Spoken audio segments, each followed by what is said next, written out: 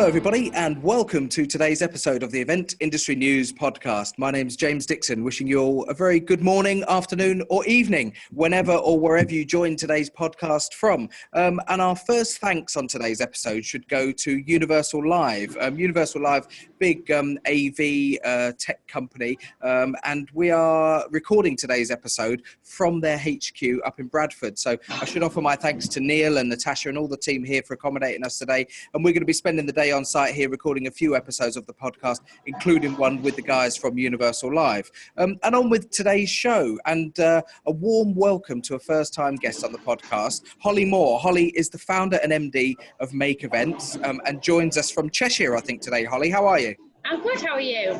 Not too bad at all, thank you. And I should also point out to the podcast listeners and watchers that we've been trying for months to get Holly on the show.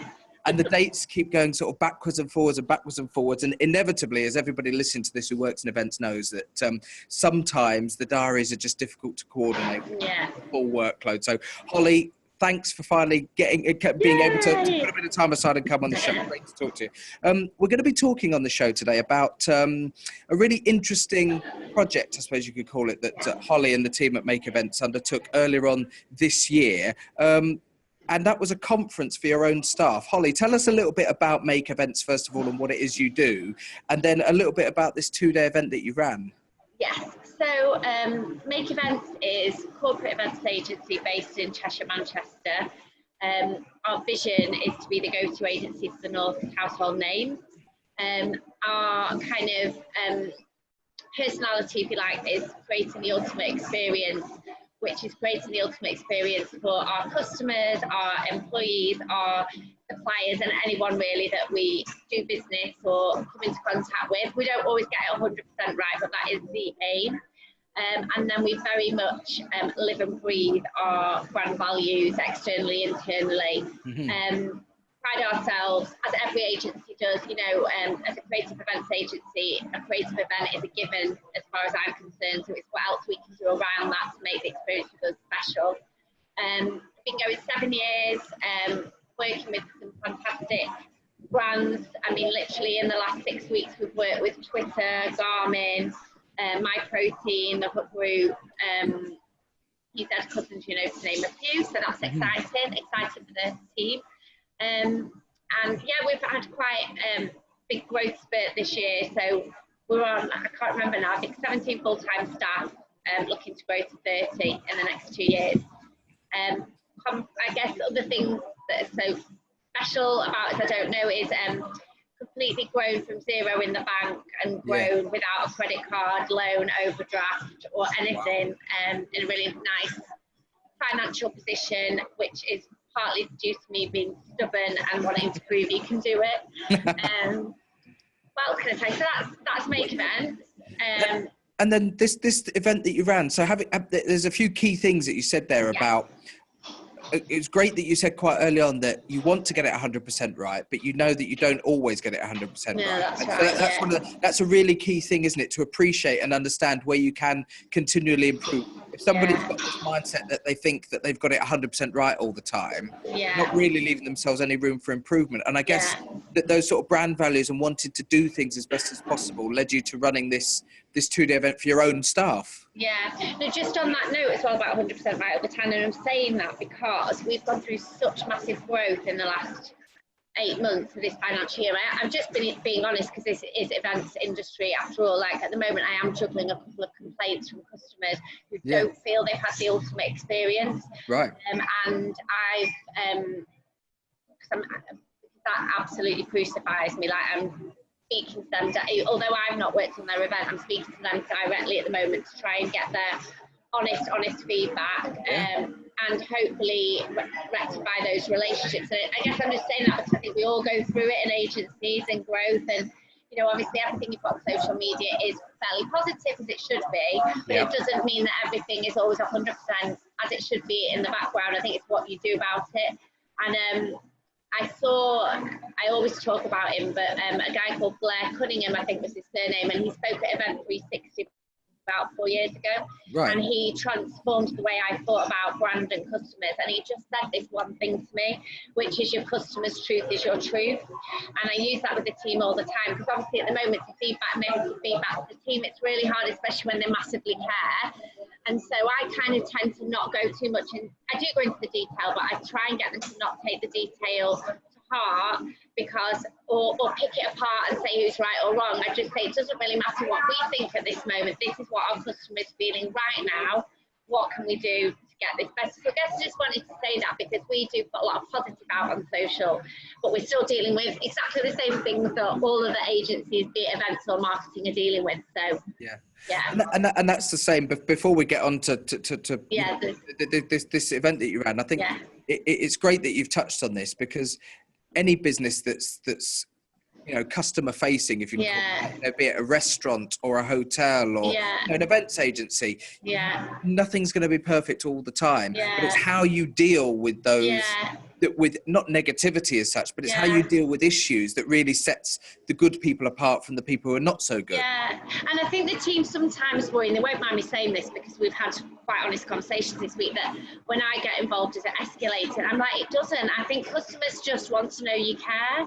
Yeah. Right? And if you care and you talk to them and you listen and you acknowledge it, sometimes that's all they need. I'm like that as a customer. I went for a meal on Saturday and the service wasn't great, but the manager came down and said, how was it? It's not been brilliant, has it? And the fact that he'd noticed it, I will obviously go back. It was just an off day. So yeah, absolutely. They're aware of it, and if they're aware of it and they're not oblivious to the fact that it wasn't 100%, then it shows you that they are caring. There's this element there.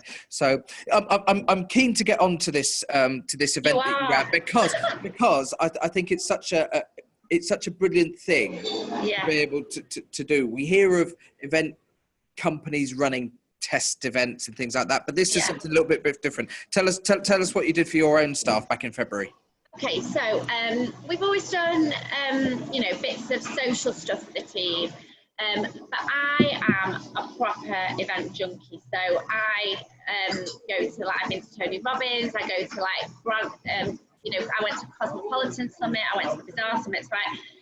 I've done a lot of work on personal development, and I found that the way that I didn't go to university, and I massively believe in learning, understanding the best ways that you learn. And actually I discovered that the best way that I learn is through an event, ironically, and like hearing people talk. So we do brand and customer activation events, but we also do employee engagement events, and that's my background. And so I massively believe to drive a message home to your team, and the best way is through a live event, obviously, because that's what we sell. So, but we hadn't ever really done it properly for our team in the way that, I'm so passionate that a conference should be as exciting as a party. It should leave you feeling like that, and you should be excited to go and excited and energized.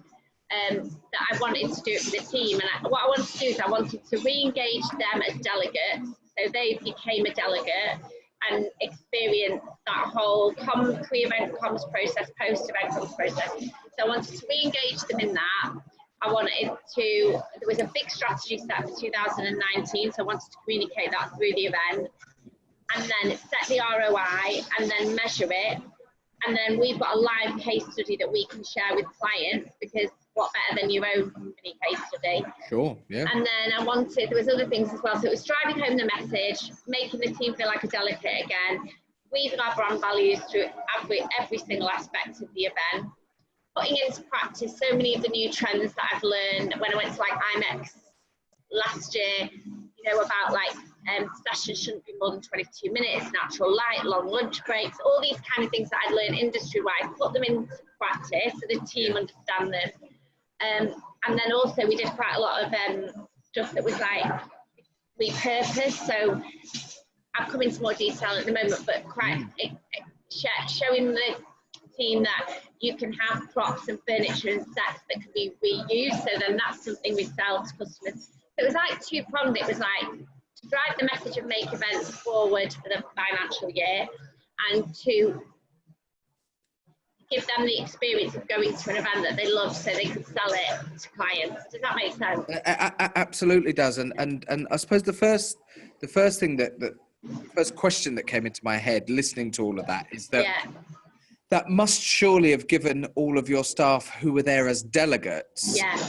not just an insight, but it gets their creative juices flowing, because surely they must have come out of that and thought, actually, we could do this for that event there, we could do that for that event that we're working. We didn't think of that. Yeah. You know, it must be inspiring as well as an educational Yeah. to it. Yeah, it was, and they actually said, "Oh, we knew you'd go to town, but we didn't know you'd go like that much to town on us." And it was kind of like all the things that I've ever suggested to a client that they didn't want.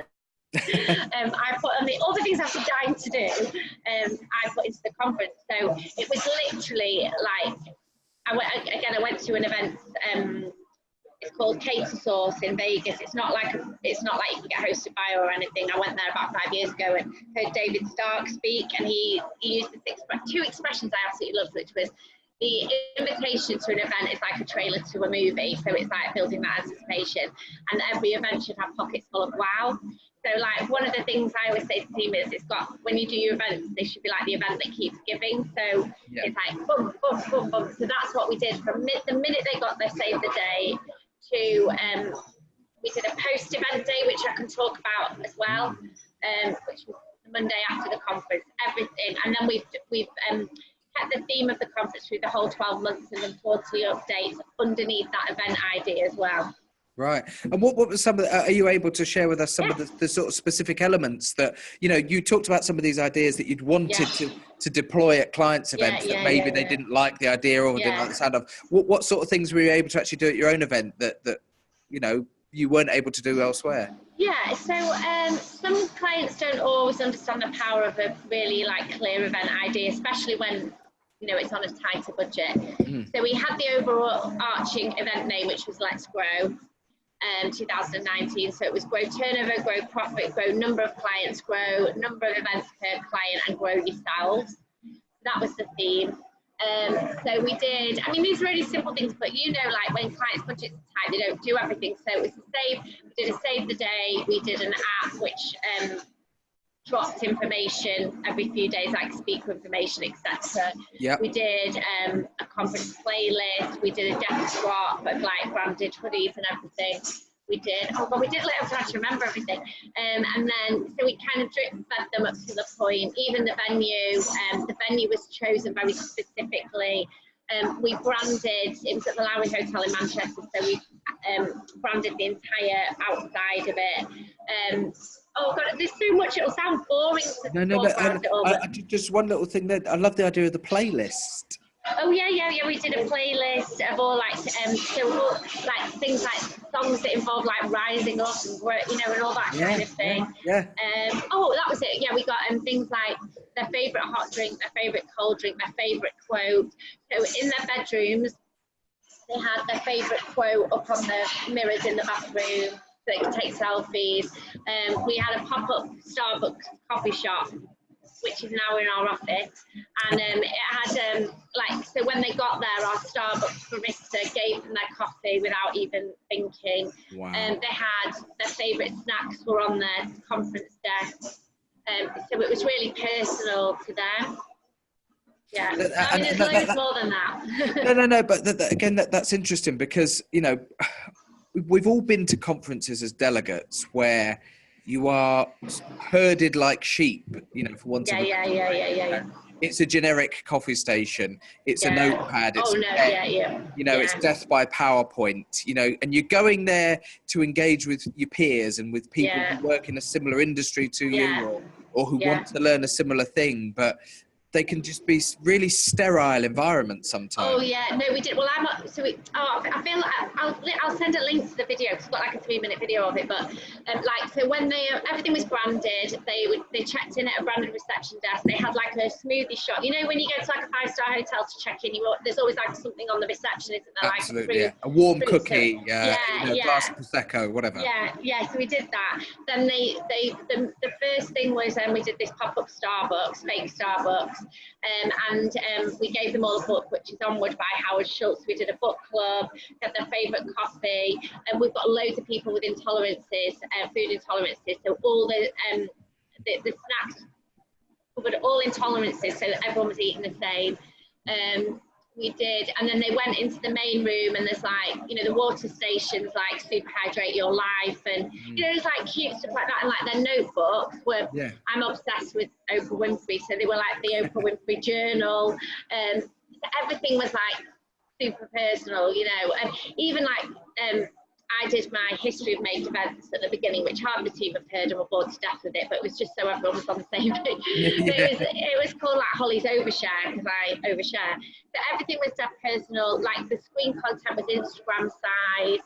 It was honestly, it was, I mean, I'm not just saying that, but it was, you know yourself when you're creative, all the idea, it was like literally everything you'd ever want to put into a company. And it sounds very much like you're going sort of down the devil is in the detail route, you know. Oh yeah, massively, yeah. You know, and sometimes it is it's the sum of all parts, isn't it? Yeah. Clients will often write things off and say, oh, well, what difference will that make? Or what difference will that make? But actually, if you take all of those little, what difference will that make elements, and you put them all in, suddenly it does make a difference, because you've got loads and loads of little things that are suddenly having a big impact. It's like an explosion on the senses, isn't it? And I think it is the little things that make the difference. And, you know, particularly when we're working in the fitness industry at the moment, the wellness industry, it's all about everything being Instagrammable. So you've got to have these little details. And, you know, even I've done an event before where we had, have you seen the band Son of Pitches? I think they've been on, they've been on one of the, you know, talent shows, whatever. But we did an event and it finished at 2 in the morning. It was a celebration, and we booked them to finish at 2:30. So basically, when the delegates were leaving at 2 a.m, all of it merry and blah, blah, blah, they thought they're just walking out the main door to go to the taxi, but the band's still outside playing. We'd moved them outside. And so it was like, you know, that last moment is, oh, we had another little dance on the way into the taxi kind of thing, you know. Well, you're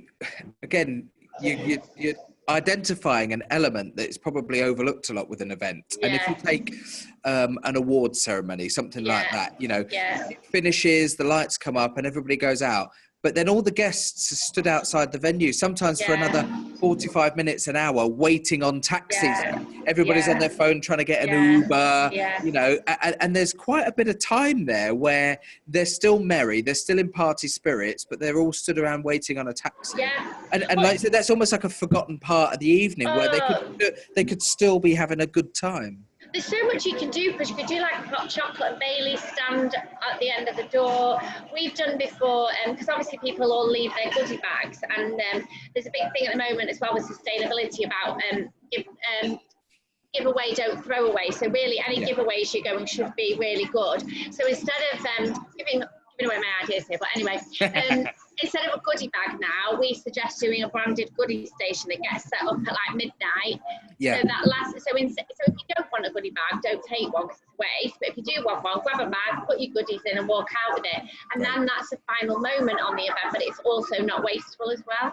Sure. I mean, the event that you ran for your staff, that to me as well, not just the commitment of taking them out of day-to-day work for 2 days. There's a significant financial commitment that you've had to make in order to do that. Which a lot of companies would say, absolutely no way. You know, there's a lot of companies that scoff at the idea of doing a decent Christmas party for their staff. You know, so to actually make that commitment, not just of the time, but financially as well. Is that something that has it become a useful tool for you to then be able to show to your own clients to say, look, this is our commitment to developing as a company. This is the sort of company that you can work with. Yeah, 100%, because I think, yes, it was a financial investment. Obviously, we get a few deals on things, but it's still, you know, a significant investment. What was great was the content from it. So we've got this short video and all the photos. There were no restrictions on what I could show, whereas with a client there are.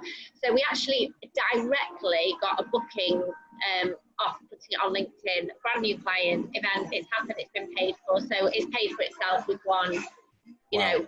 But that was one of our ROIs actually. It wasn't. It's obviously all the things I said about the growing the team, but it was also to get new business. And the team at first were like, "I don't get that." I said, "Well, yeah, because we can share all this content. This should be one of the best conferences we ever do, and we can share all that content outwardly." The other good thing that we did, which I didn't sort of mention, is we selected one of the team to be the producer. So Emily, who's one of our team, she was the producer and we became her client. So the management team became her client. So we used all our own internal processes and documents like we would as if we were an external client. Yeah. Produced the event.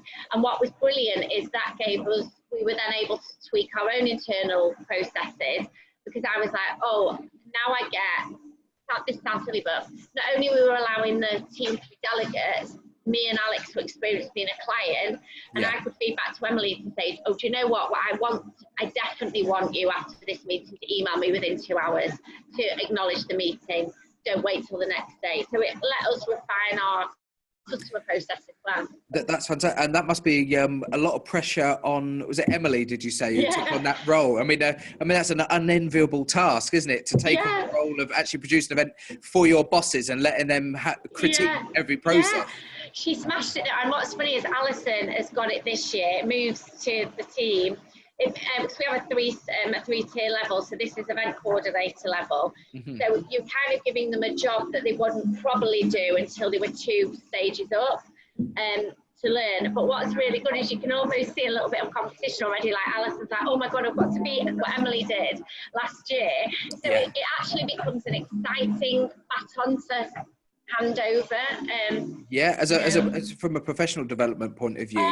Massively. And I guess that for new people, you talked about expansion of your own business. By having something like this become an annual event, new people coming into your business, it's almost an aspirational thing, isn't it? That in a couple of years' time, I hope to be the one selected to produce the company conference. It's great. It was such a good experience. I think, when you analyse your own time of what could you lose yourself in and what doesn't feel like work, it was just one of I enjoyed it so much doing it. It was brilliant. Are you going to utilise the same venue? How differently are you going to shape things up for No, it'll be a different venue. We chose the Lowry Hotel because it was the first event I ever went to for my first networking event as Make Event, and it was the first venue that ever recommended a client to me, and that client is still with me now 7 years later. Fantastic. So it was kind of the history. So this year's a different theme. I've got an idea, but I can't reveal it, obviously, because it'll be a surprise. We'll have to catch up with that next year, after next year's event, to find out what the theme is. Yeah, it'd be good actually as well, because by the time we do the next one, we'll be able to measure all the ROI from last year. Yeah. We're already ticking loads of boxes, but I'd like to see the full 12 months. How did you measure ROI? Because it's always a tricky one to actually gauge. I mean, obviously, if you get business as a result, you mentioned LinkedIn, you put a video on LinkedIn, you gained a new client as a direct result of that, so that's instant ROI, you can trace that. But how were you sort of managing and monitoring the ROI side of things, and how were you sourcing and analysing the feedback from your own staff? Who were the delegates? The feedback was collated in, which is ready for when we start kick-off for next year. The other measures were, I asked the team, I did quite a lengthy kind of talk on taking control of your own career, and I said how I'd always got on was I created opportunities. Before I had Make Events, I'd create opportunities. I'd go to my boss and say, can I do this? So I encouraged them to do this, and one of the things I talked about was what talents have you got that we don't know about. So consequently, because of that, there have been 3 promotions. One is a brand new job. One of my team, Helena, came to me and said, I feel like there's this middle management gap.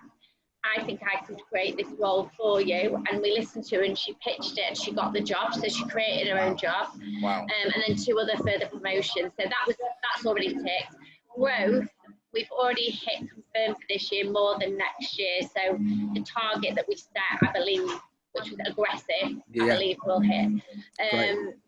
The external event obviously was measurable. And what Emily does, the girl that produced it, every month she tracks back into everyone to see if there's any more events or inquiries that have come through that have mentioned the conference or anything like that. In terms of content and ideas, have you already been able to deploy some of the ideas and content and themes that you incorporated in your own event into clients' events since you ran it in February? Not only in the sense of some of the ways that we communicated, where we had customer thoughts. So we got 3 customers in, interviewed them. We did the SMT panel. So there's a lot of smaller, when I say smaller companies, so like companies that you work with, and I sometimes think the founder or the CEO doesn't understand the value of sharing their story with the team. And interestingly, my older team knew the history of Make Events, but 50% were newish and didn't. Yeah. So I did my presentation on the history of Make Events, which I've done quite informally before, but this was properly. Now on the feedback, which is quite hard, I only got a good, not an excellent, but that was because 50% had heard it and 50% hadn't. Right. I kind of had to like drop the ego and realise why it didn't get like an excellent, but it meant everyone was on the same page from that point on. Yeah. And then what we did was, and we sell this to our clients, we recorded the history of Make Events talk that I did, and now that's forms part of everybody's induction. So the other thing that we did do is all the segments from the conference were recorded into little bite-sized pieces, and they now form part of our induction into Make Events. So again, if somebody's joining part through the year, this Let's Grow message we've had from 2019, they listen to it and they understand the path that we're on. So we have sold that back into clients in terms of like the founder or the MD is a great speaker to have, and also that we can utilise all the content for the year ahead. Don't let it go to waste. Absolutely, yeah. And there's one little thing that you mentioned that I wanted to touch on before we wrap up today. You mentioned something about session times and being 22 minutes, and that's something that really caught my attention because I'm involved with the team, the operations team for Event Tech Live. And this year at Event Tech Live, we reduced the vast majority of the sessions down to 25 minutes, where I think in the past they've been 35, 40, sometimes 45 minutes. And the idea is that it encourages, our thinking was that it would encourage the speakers, the presenters of that session to really get straight into the heart of the content and the subject that they were wanting to present and talk about. And obviously time will tell if that works or not, but I'm a big advocate of shorter sessions that people get straight into it, because they can be a bit waffly. People can sometimes think, well, I've got 10 minutes at the start then to talk about the company and all of this and all of that. And I'm curious as to you've obviously got quite a similar train of thought on that, short, snappy sessions. Yeah, well, if you read, I mean, have you read the book, the TED Talks book? I can't remember what it's called. But they say that, you know, that a TED Talk is 22 minutes because that is the global research, that's how long you've kind of got somebody's attention span for. And then I think if you give more time to Q&A, it becomes more authentic and more, you know. So, yeah, I definitely believe that, because everybody's attention span is so much shorter than what it used to be. Well, it's interesting. Before we wrap up, I did a business conference a few weeks ago, and it was an AV job. So I was there, you know, with some equipment, microphones, all the usual stuff that you turn up with in a van at a conference. And I looked at the conference schedule, and they were like 1 hour, 15-minute sessions. And I thought, this could be, you know, a bit of a dull, damp squib. However, the lady from and it wasn't a particularly exciting organisation on paper. But she said, no, I've asked them. They're 1 hour, 15-minute sessions. She said, because the feedback that we've had in previous years is that there hasn't been enough time for Q&A. And some of the sessions last year turned into full-on debates on the actual conference floor with the microphones between people. She said, so even though it says 1 hour and 15 minutes, 15 minutes is what the speaker has been told to talk for, and they've been told to prepare a presentation of no more than 8 or 9 slides, and then there's an hour allocated for Q&A at each session. That's brilliant. And I thought an hour seems then a lot for Q&A, but they actually had to cut sessions off with loads of questions still to ask, because they didn't have, and I thought it was a brilliant way of doing things. What looked on paper to be a long session, actually by telling the speaker, speak for 15 minutes, and then give an hour for questions, it really, really worked. No, I definitely think so. And I think, and then longer breaks as well, because they say that, like, that's where a lot of the best ideas come from. And if you're shoehorning people into a break, you don't get to, like, network as much as well. Exactly. They're checking emails instantly. They're walking out of the room straight on their phones and spending 20 minutes. We did an unplugged lunch at the conference, actually, where they had to leave their phone in in the What a main great room. idea. Yeah. What a great idea. Maybe you could take it a step further and say that you've all got to swap phones and let everybody else respond to your emails. And they're allowed to put whatever they want. Yeah. They're allowed to put whatever they want. Holly, it's been great talking to you today. Thanks for being able to put a bit of time aside and come on the show. As I said at the start of the show, we've been trying to get Holly on as a guest for quite a few months now. And originally, I think we were going to talk to you a month or so after you'd actually done this conference. But actually, in a way, it's good that we've got this time that you can look back earlier on in the year and reflect on what you did. Yeah, definitely. And thank you so much for having me. And I'll if you want me to send you the video to share, I can do as well. Yes, send it on to us, and we'll see if we can get a link on one of the event industry news feeds with the link to this video that you did. Our guest today on the podcast has been Holly Moore. Holly is the founder and MD of Make Events, talking today about a really interesting concept, I suppose you could call it that they ran a conference for their own staff over 2 days earlier on this year to really practice what they preach as an agency and educate their own staff, which is ultimately what conferences are all about. Our thanks to Holly. Holly, if anybody wants to get in touch with you directly at Make Events, how do they find out a little bit about what you guys are up to? Website, social media? So website is makeevents.co.uk. My email's holly with a y at makeevents.co.uk. Instagram and Twitter's Make Events, or I am Holly Moore Events. And I'm on LinkedIn, obviously, as well. So. I'm sure people out there will be able to track you down by searching for Make Events. But thanks. We just got verified on Twitter this week, so Make Events was a blue tick. Very exciting news. Congratulations for the blue tick. Congratulations. I hope that they send you a nice little trophy or something. Surely they must have there's a nice like a blue tick.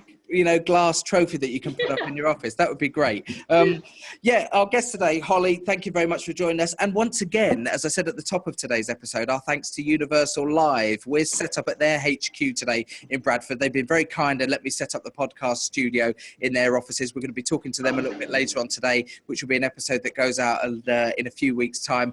So thanks to them. Thanks to everybody for tuning in. If you're watching today's episode on eventindustrynews.com, don't forget that you can hop over to your favourite podcast platform and download audio versions of the podcast to listen to on your commute to and from work or whenever you're relaxing in between events. If you are listening to today's podcast via one of those platforms, don't forget that you can also hop over to eventindustrynews.com, watch all the videos of the podcast, and whilst you're on there, check out some of the special features, the news and the content that's on Event Industry News. That's all for today's episode. Thanks once again for listening. My name is James Dickson, and we will see you on the next episode of the podcast. Bye-bye.